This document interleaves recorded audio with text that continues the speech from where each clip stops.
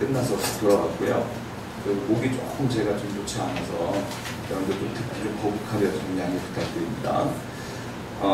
신앙생활 할 때 사람들이 참 기대도 하고 오해하는 게 하나 있어요.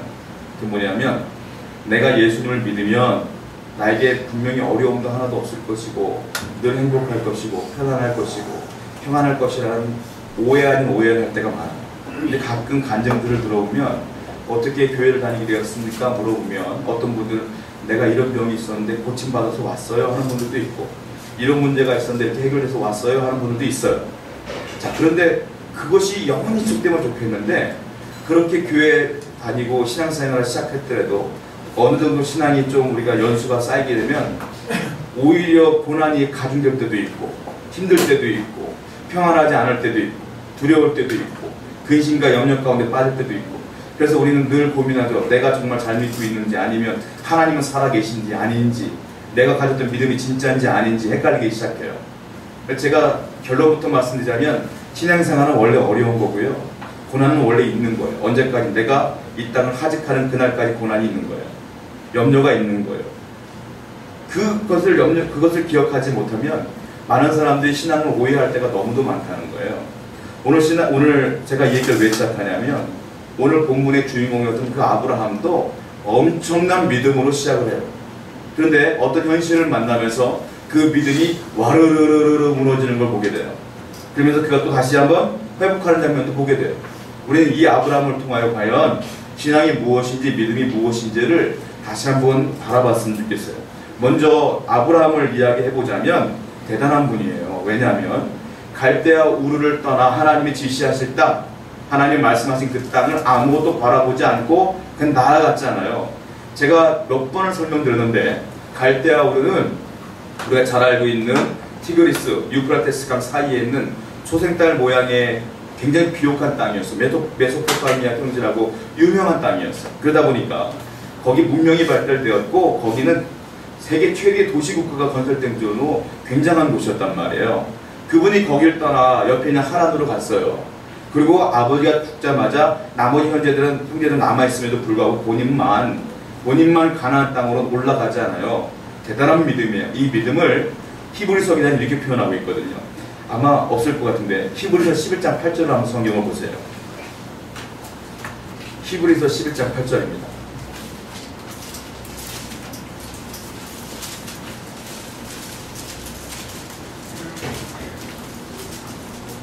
히브리서 11장 8절 말씀이에요. 자, 찾으셨으면 같이 한번 읽어보겠습니다. 시작. 아브라함은 부르심을 받았을 때 순종하여 당의 의로 그 땅에 나아갔으니 갈과를 알지 못하고 나아갔으니. 대단한 믿음이에요. 히브리서 기자는 뭐라고 표현하고 있느냐면 믿음으로 갈 바를 알지 못하고 나아갔다 이렇게 표현하고 있어요. 어디로 갈지도 몰라요. 목적지도 어딘지 몰라요. 다만 하나님이 그냥 떠나라고 하니까 떠나는 거예요. 여러분 이렇게 할 수 있겠어요? 내가 어디로 갈지도 모르는데 거기 어떤 일이 벌어질지도 모르는데 하나님이 가라고 하니까 내 하나님 말씀이니까 가겠어요 하면서 자기가 일구었던 모든 땅과 집과 인간관계 다 끊어버리고 다 버리고 갈 수 있겠냐고요. 우린 못하잖아요. 그러니까 아브라함은 굉장한 믿음을 가진 분이에요. 사실은 이런 믿음을 가진 분인데 오늘 본문을 보면서 저는 깜짝 놀란 것이 이런 믿음을 가진 분들도 믿음이 없는 것처럼 생활을 할 수가 있구나라는 생각을 했어요. 본문으로 돌아올게요. 창세기 12장 10절입니다. 창세기 12장 10절이에요. 한번 읽어보세요. 시작. 그 땅에 기근이 들었으므로 아브라함이 애굽에 거류하려고 그리로 내려갔으니 이는 그 땅에 기근이 심하였습니다. 그 땅에 기근이 들었대요. 그런데 잘 보셔야 될 때 아브라함이 드디어 하란을 떠나서 하나님이 약속하신 땅에 입성을 했어요. 들어간 지 얼마 안 되었는데 기근이 일어난 거예요. 기근은 가뭄이잖아요. 그런데 하나님이 약속하신 그 땅은 원래 가뭄이 많아요. 왜냐? 거기는 성경을 보면 이른 비와 늦은 비 이야기가 가끔 나와요. 성경에 보면. 왜냐? 이른 비와 늦은 비가 없으면 무조건 가뭄이야. 거기는. 가뭄이 너무 많아요. 근데 아브라함이 갔을 때가 우연찮게도 가뭄이 있던 땅이에요. 원래 가뭄이 많은 땅이에요.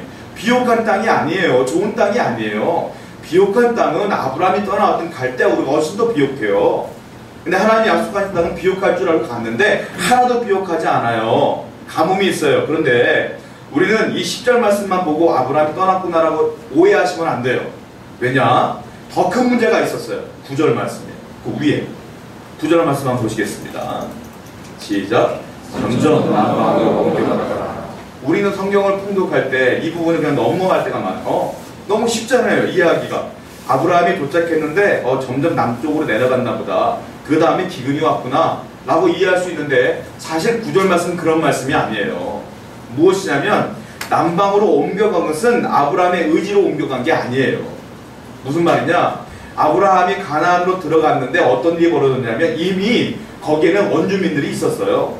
이미 살고 있는 사람들이 있었어요.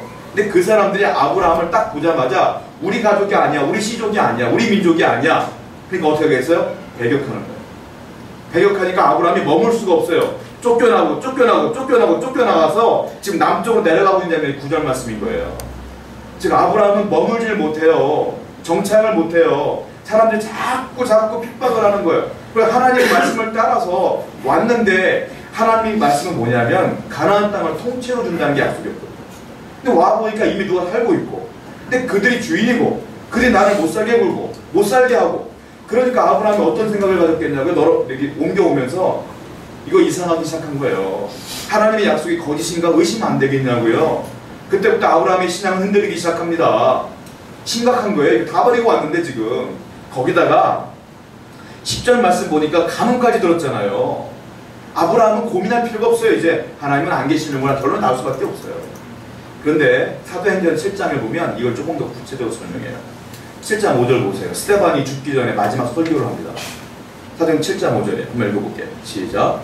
그러나 여기서 밟으실 만한 담도 놓지 아니하시고 가만히 있다가 아직 잡수도 없는 그와 그의 후손에게 소유를 주신다고 약속하셨으며. 아브라함 이야기거든요. 스데반이 이렇게 설명하고 있는 거예요. 아브라함이 왔는데, 가나안에 왔는데 발 붙일 땅도 주지 않았대요, 하나. 그러니까 9절 말씀과 연결되어지는 거예요, 지금. 그래서 발 붙일 땅도 없으니까 밀려 내려오는 거야. 아브라함 심각해요, 지금 상태가. 이거는 아무리 믿음이 좋아도 당연한 거예요, 이거는. 거기다가 가뭄까지 일어났어요. 아브라함은 가뭄을 맛본 적이 없어요. 갈대우로는 가뭄이 없어요. 강이 흐르는데 가뭄이 있으면 강에서 물 떠먹으면 되거든요. 근데 이런 걸 처음 경험한 거야, 아브라함. 말씀을 따라왔더니 오히려 좋은 애야. 오히려 죽게 생긴 거예요. 그래서 아브라함은 심각한 고민에 빠지게 돼요. 근데 여러분 아셔야 돼요. 신앙을 따라하고 말씀을 따라가면 아까 우리가 찬양했던 것처럼 좁은 길, 좁은 길로 가는 거예요, 사실. 내가 신앙을 시작하고 믿음을 가지고 살아간다? 행복할 거야, 즐거울 거야, 원하는 거 다 될 거야, 갑자기 내가 갑부가 될 거야, 내가 인생의 승리자가 될 거야, 이 생각 버리셔야 돼요. 왜냐? 인생은 여러분들이 신앙을 갖든 안 갖든 똑같아요. 인생은 똑같이 어려움이 있고 고민이 있고 결정해야 될 것이 있고 잘못 결정하면 손해보고 그런 게 인생이에요. 이 신앙은 뭐냐면 문제가 싹 없어지는 게 신앙이 아니에요. 신앙은 뭐냐면 쉽게 설명하면 맷집이에요. 맷집. 권투 선수들 보면 맷집 좋은 선수들 있잖아요. 맞아도 끝도 없는 선수들. 신앙은 영혼의 맷집이라고요. 다른 말로 말하면 신앙은 어려움을 만나면 신앙이 없는 사람은 쓰러지지만 우리는 맷집으로 딱 견디는 거예요. 신앙은 문제가 없는 게 아니라 문제를 이기는 거예요. 이게 신앙인 줄로 믿어요. 아브라함의 하나님께서 원하시는 신앙과 믿음은 바로 이 신앙의 맷집을 원했던 거라고요. 여러분들 신앙은 맷집이라는 사실을 기억하셔서 언제나 어려움을 당할 때마다 힘들어하지 말고 하나님 도울 거야 라는 믿음으로 기도하며 이겨내는 저와 여러분 되어야 될 줄로 믿습니다. 자, 10절 말씀을 다시 한번 보시면 어떤 또 문제가 있느냐면 중간쯤 보세요. 이런 말이 있어요. 그 땅에 기근이 들었으므로, 자, 원인이 나왔어요. 기근이 들은 거예요. 이 결과가 나와요. 아브라함이 애굽에 거류하려고 그리로 내려갔으니. 이스라엘 밑에가 어디냐? 애굽이에요. 이집트가 바로 밑에 있어요. 근데 애굽으로 내려간 이유가 뭐냐면 애굽은 나일강이 흘러요. 나일강이 흐르니까 거기도 가뭄이 없어요. 메소포타미아와 똑같아. 거기도 가뭄이 없어요. 그러니까 아브라함이 당연히 살기 위하여 그 땅을 떠나 애굽으로 내려간 거예요. 그런데 중요한 게 있어요. 이것도요. 그냥 쉽게 넘어가면 안 돼요. 아까 남방으로 옮겨갔다 내려온 거잖아요. 남쪽으로 내려간 거잖아요. 그때는 왜 내려갔다는 표현 안 했을까요? 그냥 옮겨갔다 그랬잖아요. 근데 여기 10절 말씀 보면 그리로 내려갔다 그랬어요. 왜 굳이 내려갔다고 했을까요? 지역이 밑에 있으니까 그럴 수 있어요. 그런데 우리나라 사정을 보자고요. 강원도에서 서울을 가요. 우리가 강원도에서 서울 갈 때 나 서울 내려갔다 올게 하는 분 별로 없어요. 뭐라고 말하냐면 나 서울 올라갔다 올게 그래요. 그 왜 그런지 아십니까? 올라간다 내려간다 표현은 우리나라의 법에 무슨 말이냐면 문명이 좀 더 발전되어지고 큰 도시일수록 올라간다 그래요. 애굽과 이스라엘을 비교했을 때 가나안과 이 당시에 비교했을 때 애굽은 엄청 큰 도시고요. 가나안은 굉장히 그 황폐한 땅이에요. 그러면 아브라함이 애굽으로 내려갔다는 건 애굽으로 올라갔다가 더 맞는 말이거든요. 우리나라가. 근데 왜 내려갔다고 했을까? 아니 이렇게 말해도 돼요. 애굽에 갔다. 이렇게 해도 돼요. 왜 굳이 내려갔다고 했을까요? 여기에 성경적 의미가 있어요. 굳이 이렇게 쓴 이유가 있다고요. 왜냐? 하나님의 기준은 달라요. 뭐가? 애굽은 풍요로운 땅이에요. 애굽은 가뭄이 없어요. 애굽은 도시가 발달된 곳이에요. 너무너무 잘 사는 곳이에요. 아브라함이 봤을 때 너무 좋은 곳이기 때문에 간 거예요. 그런데 하나님의 기준은 거기에 있지 않아요. 우리가 인간의 기준으로 볼 때는 풍요로운 곳이 좋은 곳이에요. 하나님 보실 때 풍요로운 곳이 좋은 게 아니에요. 뭐냐? 영적으로 맑은 곳이 좋은 곳이 하나님 보실 때는. 근데 애굽의 문제는 뭐냐? 풍요롭지만 뭐가 있어요? 우상들이 질비해요. 하나님 섬기는 곳이 아니에요. 죄악이 가득한 곳이에요. 그래서 성경은 내려갔다고 표현하는 거예요. 즉 아브라함이 내려갔다는 건 아브라함의 믿음도 내려간 거예요. 점점 믿음이 사라지는 거예요. 믿음이 사라지니까 눈에 좋아 보이는 게 좋아 보이는 거예요. 나중에 롯과 헤어질 때 그러잖아요. 야, 네가 좌하면 내가 우할게. 네가 우하면 내가 좌할게. 그때는 아브라함이 눈에 보이는 걸 좋아하지 않죠. 그때 믿음이 좋으니까. 롯이 눈에 보이는 걸 좋아서 소돔으로 가잖아요. 이때 아브라함이 롯과 같았던 거예요. 눈에 보이는 게 좋으니까 그냥 끌려가는 거예요. 그게 하나님께서 보실 땐 내려가는 거예요. 믿음이 내려가는 거예요. 믿음이 약해지면 특징이 나와요. 눈에 보이는 게 좋아 보여요, 그냥. 그러나 믿음이 좋을 땐 그렇게 보이지 않아요. 하나님이 역사하는 게 좋은 거예요. 예배하는 게 좋은 거예요. 여러분 믿음을 회복해야 될 줄로 믿어요. 아브라함은 지금 기근과 여러 고난을 통해서 믿음이 내려가고 있는 거예요, 지금. 그러므로 신앙은요, 과거가 아닙니다. 아브라함은 과거의 믿음이 좋았어요. 그러나 지금의 믿음은 좋지 않아요. 신앙은 현재예요. 제가 수련회 기간 동안에 마지막 날 그렇게 설명드렸던 것 같아요. 성령 세례와 성령의 충만함은 다르다 그랬어요. 성령 세례는 누구나 심각한 분은 날짜까지도 기억해. 성령 세례 받은 날을. 내가 구원받은 날이야, 그날이. 성령 딱 임하시면서 내가 드디어 하나님을 믿는 사람이 되었구나 라고 기억을 해요. 그런데 그것은 과거예요, 과거. 그것은 과거의 경험으로 내가 신분이 변화가 일어나는 거래요. 구원받은 거라 그랬어요. 성령 충만은 다르다 그랬어요. 현재라 그랬어요. 구원받았어도 믿음 생활 제대로 안 하면 신앙이 떨어져요. 그래서 성령 충만과 연결되어 있는 거예요. 성령 충만은 현재. 내가 계속 예배하고 있느냐, 계속 말씀을 보고 있느냐, 기도하고 있느냐, 이게 중요하다고 그랬잖아요. 아브라함의 믿음이 이와 같은 거예요, 지금. 신앙이 과거에 머물러 있다. 자전거 페달과 같아요. 자전거 페달을 밟으면 가지만 안 밟으면 자전거가 쓰러져요. 신앙도 마찬가지예요. 계속적으로 예배하고 지속적으로 말씀 보며 그렇게 나가야 되는 거예요. 안 그러면 신앙은 무너진다는 거예요. 자, 아브라함의 문제는 가뭄이 아니었어요. 아브라함의 문제는 기근이 아니에요. 아브라함의 문제는 믿음이 약해지고 있다는 게 문제예요. 제가 예전 어린 시절 때 유행했던 게 있었는데 친구 중에 손재주 있는 친구들이 좀 있었어요. 그 친구들이 라디오 조립하는 거 보면 그냥 허접해요. 근데 그 라디오 조립하는 걸 잘하는 친구들이 있어요. 우리가 알고 있는 일반 복잡한 라디오가 아니라 그냥 조립할 수 있도록 만들어놓은 그냥 간신히 이렇게 주파수만 잡히는 라디오도 있었거든요. 그 돈 주고 사갖고 자기들만 조립해요. 그 잘하는 소리 갖고 와서 자랑해요. 그러면은 저는 손재주가 없어서 야 대단하다 막 존경스러운 얼굴 쳐다봤고 그걸 좋아하고 또 만들었고 또 그랬어요. 어느 날 이 친구가 교만해져갖고 집에 있는 아버지 라디오를 분해한 거예요. 자기가 조립해보려고. 조립했게 못했죠. 허접한 거 조립하다가 진짜 라디오 조립하기 못하죠. 아버지한테 되게 맞고 그리고 이 친구가 어떻게 했냐면 그 라디오를 들고 전파사를 갔어요. 전파사를 갔더니 전파사를 쉽게 고쳤어요. 그 친구가 그 얘기하는데 너무 재밌더라고요. 그게 기억이 나요. 여러분 우리가 문제를 만나고 고난을 만날 때 나는 전문가가 아니에요. 내 힘으로 어떻게 해보려고 하면 더 꼬이고 아브라함이 더 꼬이게 생겼어요. 이제 보면 우리의 전문가, 우리를 만드신 하나님께 나가지고 나가는 거예요. 그게 뭐예요? 그 기도예요. 그러면 하나님께서 아주 손쉽게 라디오 고치는 전파사 아저씨처럼 쉽게 우리 문제를 해결하시는 거예요. 여러분 그러므로 믿음이 중요하고 기도가 중요한 줄로 믿습니다. 왜? 모든 사람은 문제가 있거든요. 그 문제 해결자는 내가 아니에요. 하나님이에요. 주님께 믿음을 갖고 나가시는 여러분 되기를 축원드립니다. 아브라함이 스스로 고치려고 해봤어요. 애굽으로 내려간 거예요. 살아보려고. 이제 문제가 꼬입니다. 11절 보십시오. 11절입니다. 시작. 그가 애굽에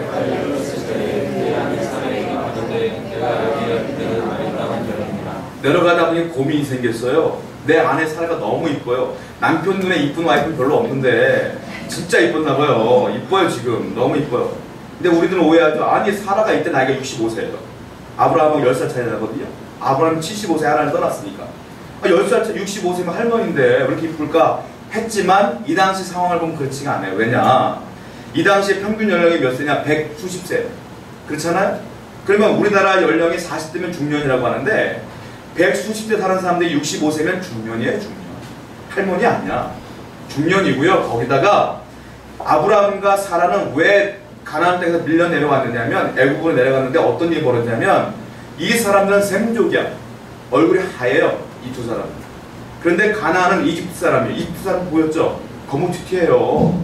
거무스름하다고요. 이 사람들은. 그러니까 튀어요. 하얀 사람이니까. 하얀 사람인데 중년인데 아브라함이 봤을 때 그냥 중년쯤은 이뻤어요. 처녀 같았나봐. 우리나라도 뭐 중년인 분들 처녀 같은 분들 있잖아요. 그랬던 것 같아. 그러니까 아브라함이 얼굴도 하얗죠. 얼굴도 그냥 괜찮죠. 불안했던 것 같아요. 그래서 이쁘다고 표현하는 거예요. 그래서 뭐라고 표현하고 있느냐면 야 너 사실 이쁜데 내가 불안하다는 거예요.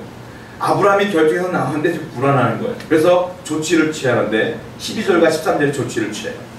한번 읽어볼게요. 시작.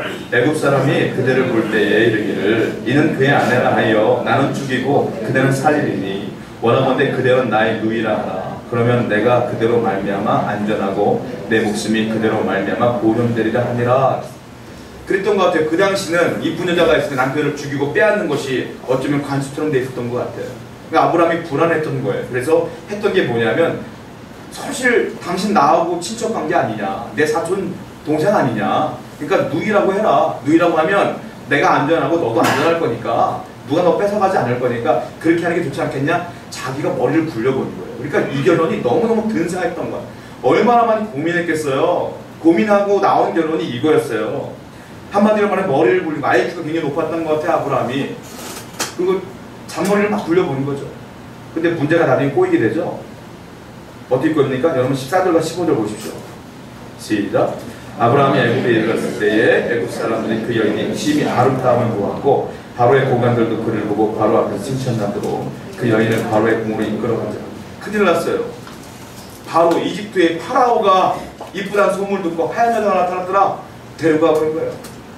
여러분 그냥 일반 사람 데려가면 어떻게 해결할 방법이 있는데 이 왕이 데려가면 이 해결할 방법이 없잖아요. 자기는 이 나라 백성도 아니고 외부에서 그냥 군사시켜 죽이면 끝나는 거 아니에요. 이제 심각하게 꼬이기 시작하는 거예요. 여러분 그래서 우리는 알아야 돼요. 우리는 머리를 회전시키면 안 되는 존재들이에요. 신앙인들. 뭘 회전시켜야 되는지 알아요? 우리의 신앙을 회전시켜야 되는 거예요. 머리를 회전시키면 꼬여요. 여러분들이 머리가 얼마나 좋길래 IQ 진짜 좋아봐야 200 넘는 사람이 뭐 얼마나 되겠어요. 하나님은 그 200 넘는 사람을 만든 분인데 얼마나 머리가 좋겠어요. 여러분. 우리는 머리를 회전시키는 존재가 아니에요. 믿음을, 신앙을 회전시키는 존재가 되야 될 줄 믿습니다. 그래서 문제가 더 꼬이기 시작하는 거예요. 그래서 16절 보세요. 16절입니다. 시작. 이에 바로가 그로 말미암아 아브라함을 후대함으로 아브라함이 양과 소와 노비와 암수 나귀와 낙타를 얻었다. 이 사람이 네 누이라며. 너가 오빠구나. 그러면 내가 네 누이랑 결혼할 테니까 내가 결혼 집착금을 줄게 하면서 준 거예요. 지금 부자가 됐죠. 아브라함이 졸지에. 근데 이게 부자가 된 겁니까? 내 아내 돈 주고 판 꼴이 된 거잖아요. 지금 이러면 내가 돈을 받았기 때문에 데리고 올 수도 없어요. 이거는 법적으로도 어긋나. 이제 큰일 났어요. 지금 문제가 심각해진 거예요. 여러분 기억하셔야 돼요. 그러므로 아무리 어려워도 내가 머리 쓰면 큰일 나요. 내가 상상도 할 수 없는 문제들이 꼬이기 시작한다고요. 그리고 우리는 어떻게 되는지 알아요? 성경은 미리 우리에게 답을 줬어요. 안 읽으니까 모르는 거예요. 그래서 성경 보세요.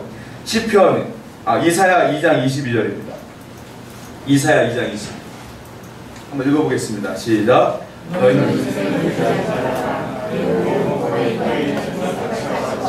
너희는 인생을 의지하지 말라고 이미 답을 줬어요. 하나님께서. 또 성경을 보세요. 시편 146편 3절에서 5절입니다. 한번 읽어볼게요. 시작. 귀인들을 의지하지 말며 부모님이 없는 교수님도 의지하지 말지니 그의 호흡이 끊어지면 흙으로 돌아갔어. 그날의 그의 생각이 소명하기보다 야곱의 하나님을 자기의 도움으로 삼으며 여호와 자기 하나님에게 자기의 소망을 두는 자는 복이 있도다. 귀인들 아무리 능력 있는 사람도 의지하지 말아라. 오직 야곱의 하나님을 의지해라. 이미 답을 주셨어요. 하나님은. 또 성경을 볼게요. 시편 118편 8절에서 9절입니다. 읽어볼게요. 시작. 여호와께 피하는 것이 사람을 신뢰하는 것보다 나으며 여호와께 피하는 것이 고관들을 신뢰하는 것보다 낫도다. 답이 있잖아요. 근데 답을 몰라요. 우리가 어려움을 당할 때 안 읽고 믿질 않으니까 그래요. 여러분, 하나님 외에는 완벽하게 그 문제 해결할 분은 없어요.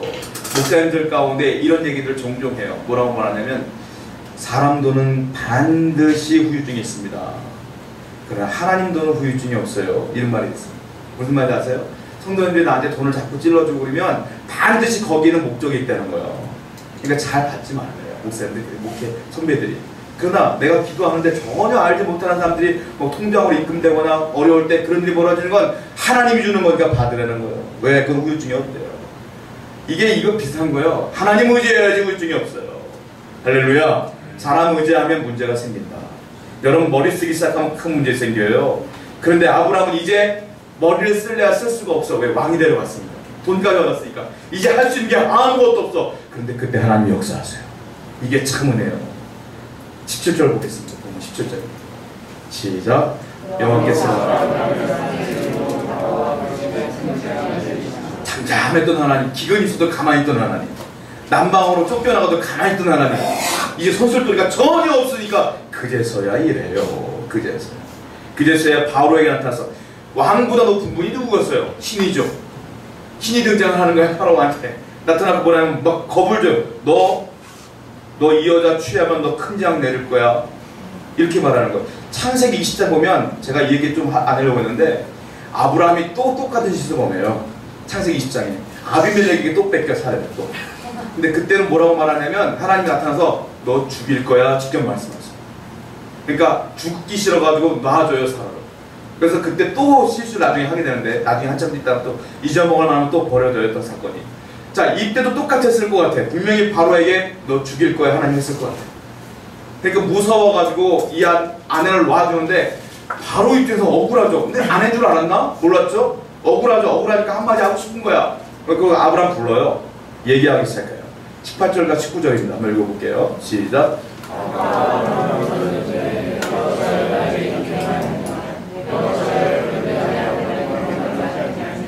네가 어찌하여 그를 누이라 하여 내가 그를 데려다가 아내를 삼게 하였느냐. 내 아내가 여기 있으니 이제 데려가라. 이렇게 말하고 있잖아요. 여기 보면 어찌하여가 3번이나 이 짧은 구절 가운데 나와요. 너 어찌하여 이랬니? 너 어찌하여 이랬니? 너 어찌하여 이런 거요? 3번이나 해. 화가 났어요. 지금 바로가. 하나님은 말씀이니까 죽기 싫어서 보내야겠는데 이게 화가 나는 거예요.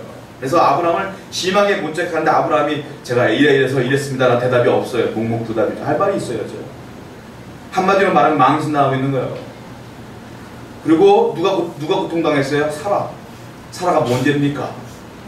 그리고 그 옆에는 바로도 뭔 죄입니까? 사실은 바로도 죽을 고비를 넘긴 거 어떻게 보면 내가 머리 쓰고 믿음 잃어버리고 내가 신앙으로 나가지 않으면 내 주위가 고달파져요. 여러분 주위 가족이 고달파진다고 문제가 생기면서 여러분들은 믿음 생활 잘 하셔야 돼요. 믿음을 주시는 이유가 있어. 내가 믿음 생활 잘하면 내 주위가 화평해지고 나로 인하여 복을 받지만 내가 믿음을 잃어버리고 머리 쓰기 시작하고 일이 꼬이면서 내 가족과 내 주위가 힘들어지기 시작하는 거예요.